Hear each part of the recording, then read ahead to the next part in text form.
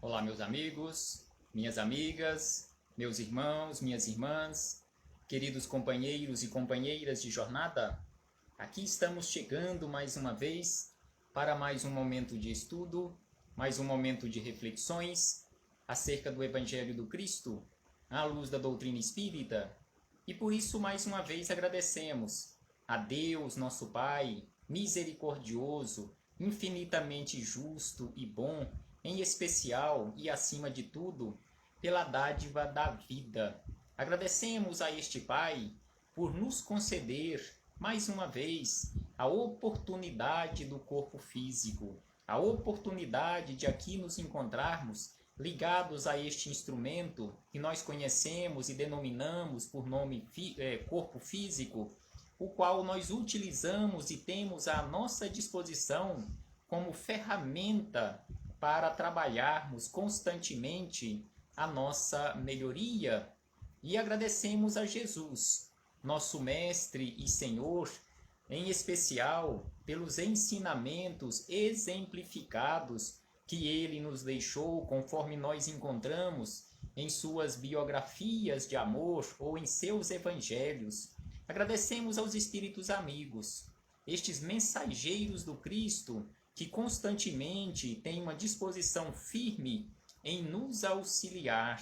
E é preciso que nós, por nossa vez, demonstremos da nossa parte aquele interesse, aquela disposição em sermos auxiliados, em realmente cumprirmos com as nossas obrigações, realizarmos as nossas tarefas, ou o mínimo necessário daquilo que nós planejamos, ou que foi planejado para nós no nosso projeto reencarnatório. E agradecemos por último a todos vocês, companheiros de jornada terrena, que constantemente estão aqui conosco nesta página virtual, para juntos estudarmos o Evangelho do Senhor Jesus. Sejam todos bem-vindos e recebam todos o meu abraço fraternal e de imensa gratidão. E hoje, aqui nos encontramos mais uma vez para darmos continuidade a estas reflexões, a estes estudos que tão bem nos faz, em especial e em primeiro lugar, a este que vos fala, que é o mais necessitado de todos, é o mais necessitado de esclarecimento. Exatamente por isto que aqui nos encontramos, nesta condição de facilitador. Estamos aqui realizando estes estudos, não com aquele intuito ou com aquele propósito de evangelizá-los, mas estou aqui, em primeiro lugar e acima de tudo, em busca da minha autoevangelização. E hoje trouxemos como referência para as nossas reflexões um estudo que já realizamos outros estudos com esta base temática, que são as preces que nós encontramos na obra de André Luiz. Hoje trouxemos aqui uma prece de Gúbio, a primeira prece de Gúbio, que se encontra no livro Libertação, o capítulo 12, que tem como título Missão de Amor. Colocamos aqui e falamos que é a primeira prece, porque existe uma segunda prece de Gúbio, do espírito Gúbio, que é o instrutor desta obra, que acompanhou André Luiz nesta obra, mostrando para André Luiz e trabalhando junto com André Luiz, conforme André Luiz registrou aqui no livro Libertação. A segunda prece, até já fizemos estudos acerca dela, está lá no capítulo 12, no capítulo 18, que tem como título Palavras de Benfeitora. Uma belíssima prece de Gúbio, antes que o espírito Matilde se materializasse no ambiente, no plano espiritual, onde eles realizaram uma reunião mediúnica para que ela pudesse se materializar, vindo de esferas bem superiores àquela onde eles se encontravam. André Luiz, Eloy e também Gúbio e outros companheiros, e Matilde se materializou e deixou uma mensagem belíssima sobre reencarnação. Depois podemos buscar, cada um de nós, que possamos buscar neste capítulo 18, palavras de benfeitora, belíssimos esclarecimentos do espírito Matilde acerca da reencarnação. Mas hoje falaremos acerca de missão de amor. Mas antes de começarmos aqui nas palavras de André Luiz, registrando esta belíssima prece de Gúbio, faremos uma leitura de um livro, de um capítulo do livro Espiritualidade e Vida, de autoria de Haroldo Dutra Dias, a mensagem de número 115, em que Haroldo Dutra Dias nos traz belíssimas reflexões acerca do nosso comportamento, acerca do doar. Então ele diz o seguinte: quando damos sem a intenção de receber de volta, mas com a intenção de surpreender com nossa generosidade, prestatividade e desprendimento. Então, quando nós agimos assim, Haroldo nos diz que nós ativamos no outro a energia misteriosa da receptividade e a outra pessoa se sentirá estimulada espontaneamente em exercer a própria generosidade a nosso favor. Não é um contrato comercial, não é um toma lá, dá cá. É o fluxo da abundância e do amor. Então assim nos esclarece Haroldo Dutra Dias sobre o fazer caridade desinteressadamente, quando nós auxiliamos um companheiro, uma companheira de jornada, sem nenhum interesse, mas tendo como único interesse surpreender aquela criatura em relação à nossa generosidade, não querendo demonstrar a nossa generosidade, mas simplesmente em fazer o bem. Então assim nós precisamos nos comportar, nos esforçando para nos comportarmos desta forma. E aí chegamos aqui nas palavras que encontramos no livro Libertação, neste estudo, nestas reflexões acerca das preces, as preces que nós encontramos, belíssimas preces que nós encontramos na obra de André Luiz e aqui no livro Libertação, que é o sexto volume da obra A Vida no Mundo Espiritual, de autoria de André Luiz e Chico Xavier. Então aqui nós temos duas preces, conforme falamos no início. Então aqui falaremos acerca da primeira. Faremos uma leitura de uma forma tranquila da prece de Gúbio, que é uma belíssima prece para a nossa reflexão. Será que nós já sabemos verdadeiramente orar? Será que nós já fazemos uma oração verdadeira, uma oração correta? Nos ligamos verdadeiramente com o plano superior? Será que nós aprendemos, conforme Jesus nos ensinou, sobre o ato de orar? E aí nós encontramos, antes ainda de começarmos nas palavras de André Luiz, no capítulo 28º de O Evangelho segundo o Espiritismo, que tem aquela coletânea de preces que Kardec deixou aqui para nós, no preâmbulo do capítulo 28º, os espíritos amigos ditaram a Kardec o seguinte acerca da prece. Os espíritos sempre disseram: a fórmula não é nada, o pensamento é tudo. Então a fórmula ou a forma de se orar não é nada, o pensamento é tudo. Orai cada um segundo as vossas convicções e o vosso modo ou o modo que mais vos toca. Um bom pensamento vale mais que numerosas palavras estranhas ao coração. Então aqui por isso que eles nos falam que o que verdadeiramente conta é não a postura do corpo, se você está ajoelhado, se você está deitado, se você está de pé, mas sim a postura de alma, porque quando nós oramos, o que vale não é postura de corpo, mas sim postura de alma. Assim nos disse Jesus: quando orardes, entreis para o seu quarto interno e feche a porta e ore em silêncio, porque o seu Pai, o nosso Pai, sabe de tudo, antes mesmo que nós peçamos. Ele sabe das nossas necessidades, antes mesmo que nós verbalizemos um pedido a Deus.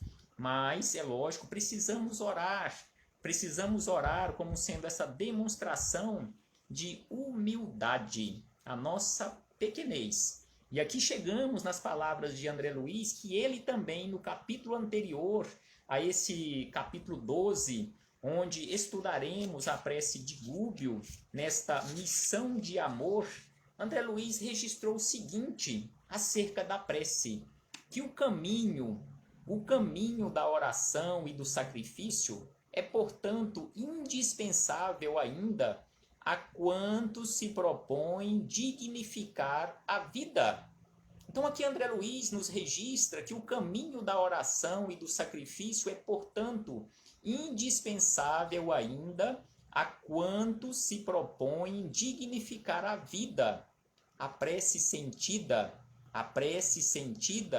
aumenta o potencial radiante da mente, dilatando-lhe as energias e enobrecendo-as, dilatando as energias e enobrecendo-as, enquanto a renúncia e a bondade educam a todos os que se lhes acercam da fonte enraizada no supremo bem. Então aqui André Luiz nos fala de uma forma belíssima acerca da prece, de que forma nós precisamos nos comportar perante a prece. E conforme André Luiz também registra no livro Nos Domínios da Mediunidade, que a prece é o mais poderoso influxo magnético que nós conhecemos. E também ele nos diz que não há uma prece que fique sem resposta. Todas as nossas preces receberão uma resposta. Mas conforme nos diz o espírito Miramês, que existem preces nossas, pedidos tão complicados que nós realizamos, que ele vai ser atendido, mas só que este atendimento pode levar até alguns séculos, mas a resposta virá sempre. E em muitas situações nós reclamamos, nós questionamos que Deus nos esqueceu, às vezes até blasfemamos contra Deus, alegando que Deus é injusto, que Deus nos esqueceu, porque não nos atendeu nas nossas rogativas. Não, de forma alguma, Deus nos atende, conforme André Luiz nos diz, Deus nos atende a todos, mas só que Ele atende de conformidade com as nossas necessidades reais. Não é de acordo com o nosso petitório, não é de acordo com aquilo que nós imaginamos ou que nós achamos que precisamos para aquele momento, mas exatamente de acordo com as nossas necessidades reais. E aqui chegamos na prece de Gúbio, onde ele faz uma prece não por ele, mas as mais belas preces que nós possamos realizar e que precisamos aprender a realizar, que é a prece pelos outros, as chamadas preces intercessórias. Porque quando oramos, conforme nos dizem os espíritos amigos, André Luiz nos fala, Emmanuel nos fala, Joana de Ângeles nos fala, Jesus nos fala, e assim sucessivamente, quando oramos, nós precisamos, ali durante a nossa oração, nós precisamos nos comportar com humildade, com caridade, com fraternidade, e não com orgulho, com egoísmo, com arrogância. Nós precisamos lembrar os nossos companheiros de jornada que também possam estar com as mesmas necessidades que as nossas e incluí-los nas nossas preces, rogando por eles também e até mesmo em primeiro lugar, que eles possam também ser atendidos. Mas para entendermos melhor esse pedido nesta oração de Gúbio, é importante que lembremos aqui algumas personagens principais que nós encontramos nesta obra. É uma quantidade grande de personagens que André Luiz trouxe para este enredo desta obra, mas em especial nós encontramos a figura de Gúbio, que é o instrutor desta obra, aquele que acompanhou André Luiz, ou que André Luiz o acompanhou nesta visita aqui ao orbe terrestre, aqui à Terra, para auxiliar a um espírito querido do seu coração, o espírito que estava encarnado na roupagem de Margarida, que há séculos atrás havia sido uma filha querida do coração de Gúbio. Além de André Luiz, Eloy, nós encontramos Jorge, que é aquele espírito encarnado, filho do perseguidor Saldanha, que estava perseguindo e martirizando Margarida, porque Margarida é esposa, neste enredo, esposa de um juiz que condenou indevidamente o filho de Saldanha, que é Jorge. E aí nós encontramos também a figura da neta de Saldanha, por nome Lia. Nós encontramos uma figura principal e que foi resgatada durante a escrita desta obra e que é relatada aqui como uma das figuras, personagens principal, o espírito Gregório, que foi resgatado pelo espírito boníssimo de Matilde, que também em uma determinada época, séculos atrás, havia sido a sua mãe. E Gregório, na sua última existência, havia sido sacerdote aqui na Terra. Então encontramos a figura de Gregório, de Matilde, de Iracema, de Irene. Iracema tinha sido esposa de Saldanha. Irene, esposa de Jorge, que era filho de Saldanha. Então são estas personagens principais que nós encontramos aqui nesta obra. E em uma dessas visitas em que Gúbio estava ali junto com Saldanha, até disfarçado de malfeitor também, de perseguidor, para atrair a sua confiança, ele foi visitar o filho de Saldanha, Jorge, que havia enlouquecido e estava no hospício, anos depois da sua prisão injusta. Ele foi visitar juntamente com Saldanha com o intuito de auxiliá-lo. E ali chegando naquele hospício onde ele estava, num local muito frio, lúgubre para ele, aquele ambiente, Gúbio começa a meditar, começa a rogar ao Pai, rogar a Jesus o amparo, a proteção àquele companheiro, porque ele estava, além de louco, ele estava sendo, digamos assim, ele estava imantado pelos espíritos da sua mãe e da sua ex-esposa, que as duas haviam desencarnado, uma por doença, a mãe, e a esposa havia suicidado após a sua prisão injusta. E passaram àquela condição de perseguidoras, não perseguidoras porque elas não sabiam o que estavam fazendo, mas estavam ali grudadas ao corpo espiritual de Jorge. Então, Gúbio foi ali para auxiliar os três, Jorge, Irene e também Iracema. E ali no chão mesmo, ele sentou no chão ali do local onde estava Jorge, deitado no chão também, e colocou a cabeça espiritual das três figuras, de Jorge, de Iracema e de Irene. E aí pediu a Saldanha, da seguinte maneira: Saldanha, não te agastarias se eu orasse em voz alta? Então ele estava orando ali em voz baixa, mas perguntou Saldanha se ele não ficaria chateado, melindrado, se ele orasse em voz alta. E aí ele disse: fez o interpelado surpreendido, acreditas em semelhante panaceia? Então Saldanha questionou a Gúbio se ele acreditava realmente em oração. E aí, na sequência, ele autorizou, já que Gúbio havia pedido com tanta educação, ele autorizou que Gúbio realizasse a prece em voz alta. E aí Gúbio começa a belíssima prece, rogando a Jesus, não por ele, mas por aqueles três em especial que estavam ali, no seu colo espiritual, naquele ambiente pesadíssimo em relação às energias. E ele diz o seguinte: Senhor Jesus, nosso divino amigo. Há sempre quem peça pelos perseguidos. Há sempre quem peça pelos perseguidos. Mas raros se lembram de auxiliar os perseguidores. Então aqui Gubbio já começa pedindo a Jesus e lembrando a Jesus que aqui na terra há sempre quem peça pelos perseguidos.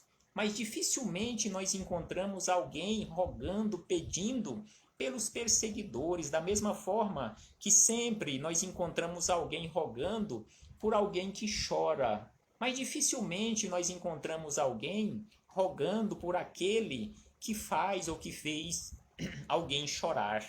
E na sequência ele diz: em toda parte ouvimos rogativas em benefício dos que obedecem.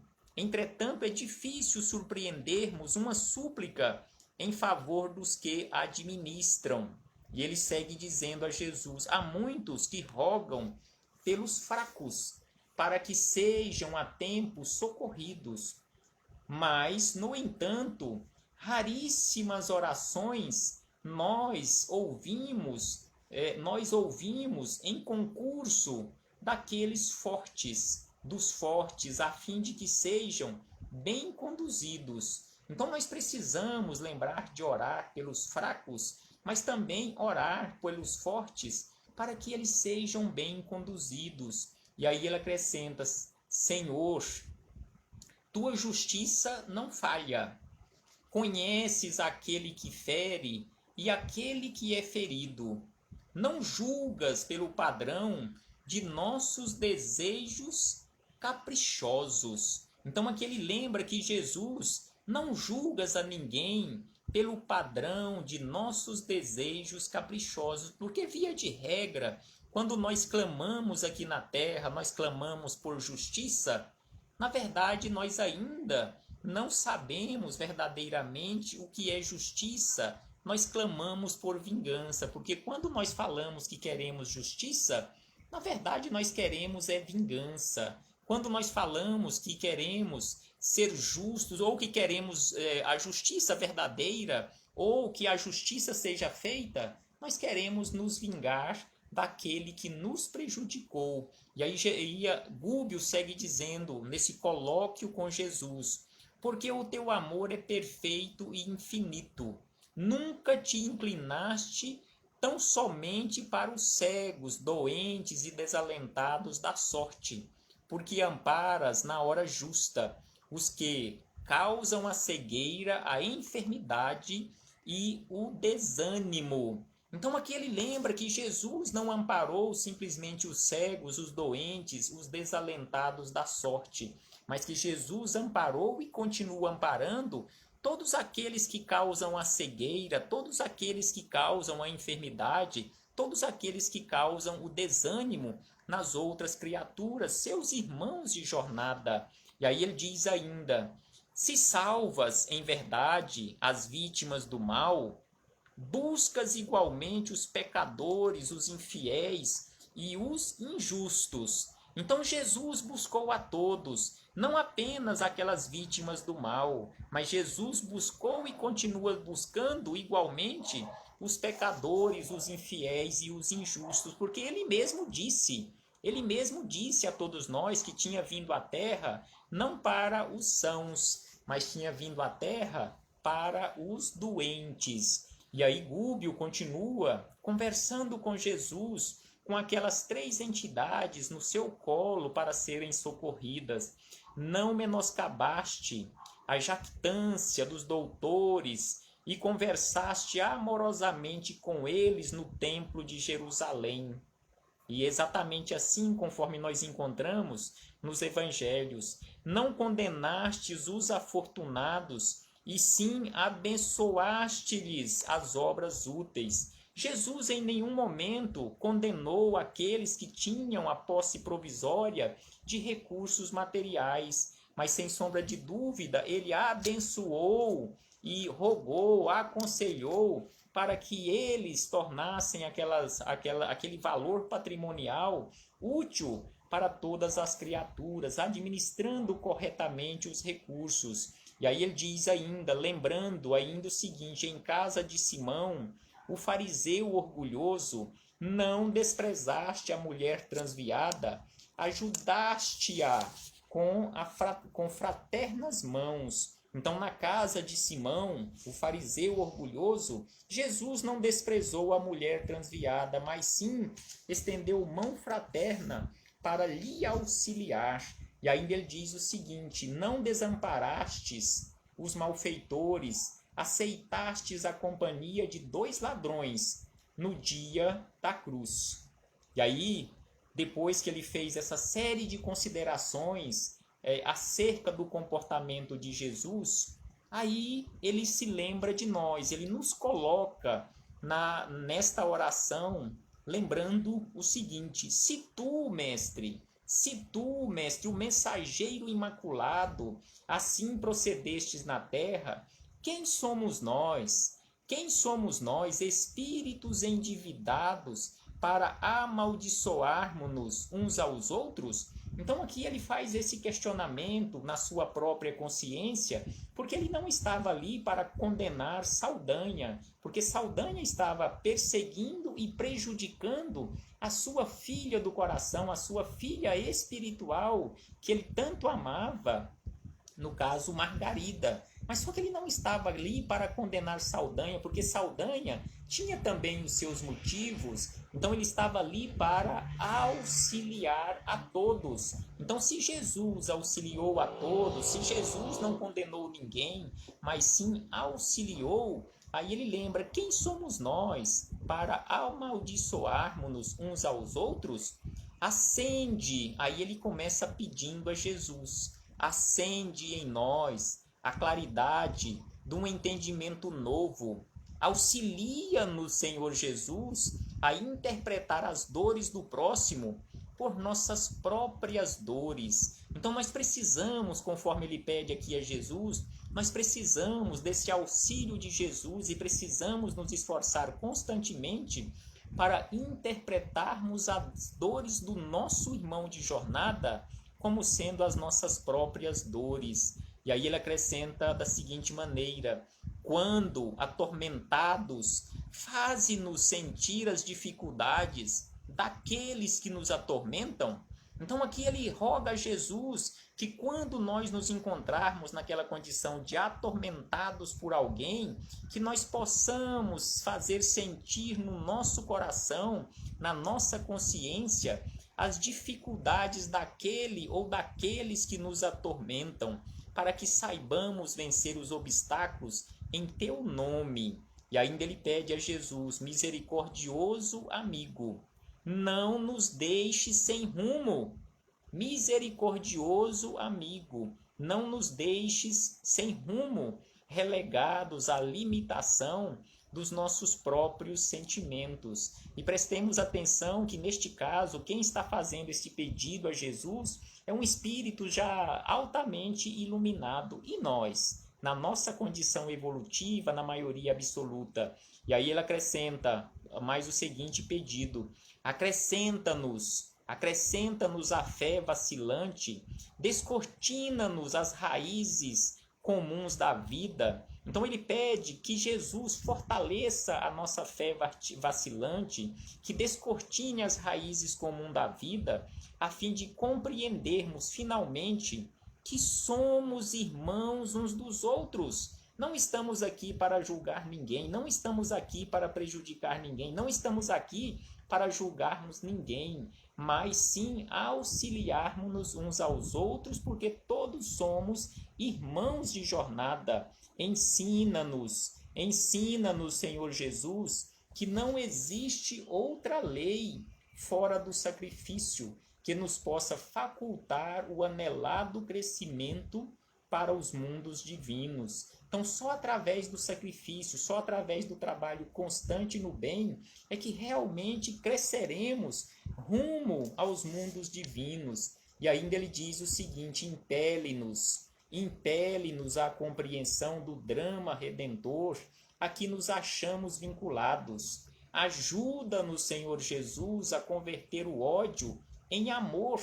É isso que nós precisamos, aprendermos aprendermos com a ajuda de Jesus, dos Espíritos amigos, a converter o ódio em amor, porque não sabemos, em nossa condição de inferioridade, senão transformar o amor em ódio, quando os teus desígnios se modificam a nosso respeito. Então aqui ele lembra a Jesus que nós sabemos, mas sim transformar o amor em ódio, e que nós precisamos da ajuda constantemente de Jesus para que possamos transformar o ódio em amor. E ainda ele lembra, temos, Senhor Jesus, o coração chagado e os pés feridos na longa marcha através das incompreensões que nos são próprias, que chagam o nosso coração, que ferem os nossos pés na nossa caminhada. E a nossa mente, por isto, aspira ao clima da verdadeira paz, com a mesma aflição que o viajor extenuado no deserto anseia por água pura. Então ele lembra Jesus que a nossa mente aspira ao clima da verdadeira paz. E ainda ele acrescenta: Senhor Jesus, infunde-nos o dom de nos ampararmos mutuamente. Infunde-nos o dom de ampararmos-nos mutuamente. Exatamente isto, e para isto ele se encontrava ali, para amparar e ser amparado. Beneficiaste os que não creram em ti. Protegeste os que não te compreenderam. Ressurgiste para os discípulos que fugiram. Legastes o tesouro do conhecimento divino aos que te crucificaram e esqueceram. Mesmo assim você ajudou a todos. Por que razão? Aí ele questiona. Por que razão, se o Senhor auxiliou a todos, por que razão nós outros, míseros vermes, prestemos atenção nesta comparação que Gúbio faz em relação a nós e Jesus. Ele coloca aqui que nós, comparando-nos com Jesus, somos míseros vermes do lodo ante uma estrela celeste, quando comparados contigo. Então aqui ele fala que nós, nos comparando com Jesus, é como se fôssemos ainda míseros vermes ali no lodo da terra, quando fazemos esta comparação com esta estrela celeste, Jesus de Nazaré. E aí ele diz: recearíamos estender dadivosas mãos aos que nos não entendem ainda. Ou seja, ali ele estava em frente e à frente de Saldanha, que não o entendia, mesmo assim, e por isso ele ia deixar de estender a mão, se ele podia estender a mão para auxiliar aqueles espíritos, auxiliando indiretamente aquela alma querida, no caso Margarida, e auxiliando diretamente aqueles espíritos queridos de Saldanha, porque auxiliando aqueles espíritos, ele auxiliaria Saldanha, que deixaria de perseguir a sua filha, ou seja, essa teia, essa colcha do amor, auxiliando a todos. Então é por isso que ele questiona: por que razão nós outros, míseros vermes da terra, recearíamos estender mãos dadivosas para auxiliarmos uns aos outros?